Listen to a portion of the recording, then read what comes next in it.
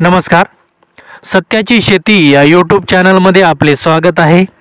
आज आपण पिकावरील अन्नद्रव्याची कमतरता कशी ओळखायची किंवा पिकाला कोणतं अन्नद्रव्य लागतं ते कसं ओळखायचं ते आपण या व्हिडिओत पाहणार आहोत.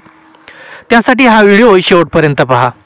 आपण जर या चॅनलला सबस्क्राईब केलं नसेल तर सत्याची शेती या चॅनलला सबस्क्राईब करा, लाईक करा आणि शेअर करा. तर चला आपण आपल्या व्हिडिओला सुरुवात करूयात. तर मित्रांनो, या फोटोत एक झाड दाखवलेलं आहे आणि त्या झाडाला काहीशा प्रमाणात अन्नद्रव्याची कमतरता दाखवलेली आहे. आता याला नेमकं प्रत्यक्षात कसं आणायचं, तर आपण आपल्या डोळ्यासमोर या झाडाच्या ऐवजी कापसाचं झाड आणा आणि त्या झाडाचे 3 भाग पाडा. वरचा भाग, मधला भाग आणि खालचा भाग असे 3 भाग पाडून घ्यायचे आहे. आता आपण दुसऱ्या फोटोत झाडाला कोणत्या अन्नद्रव्याची कमतरता आहे ते आपण पाहूयात. सुरुवातीला बोरॉन आणि कॅल्शियम असे 2 अन्नद्रव्य आपल्याला पाहायला मिळेल. या 2 अन्नद्रव्याच्या कमतरतेमुळे फूल गळणे, फुलाची संख्या कमी असणे, फळ गळणे आणि फळाला तडा जाणे, फळाची साईज न वाढणे अशा अनेक प्रकारच्या समस्या आपल्याला या अन्नद्रव्याच्या कमतरतेमुळे जाणवत आहे. शेंड्याच्या पानाला कोणत्या अन्नद्रव्याची कमतरता भासते ते आपण पाहूयात.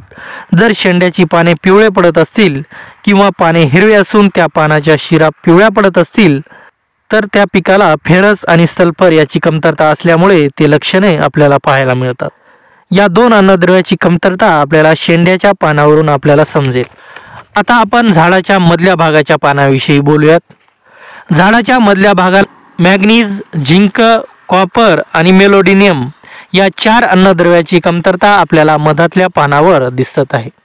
म्हणजे मॅग्नीजच्या कमतरतेमुळे पानावर हिरवे पिवळे डाग पडतात, झिंकच्या कमतरतेमुळे पानाच्या शिरा गडद हिरव्या होतात आणि पानावर लाल डाग पडतात, कॉपरच्या कमतरतेमुळे पान वाळल्यासारखे होतात आणि मेलोडिनियमच्या कमतरतेमुळे पानाच्या शिरा काळसर पडायला लागतात आणि पानावर लाल डाग पडतात.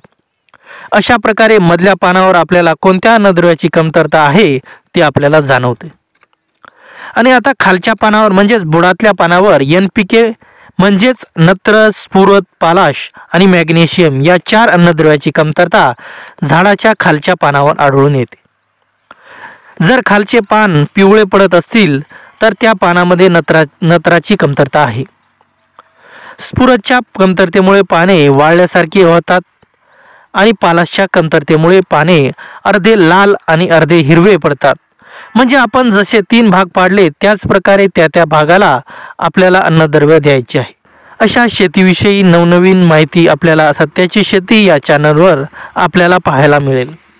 धन्यवाद.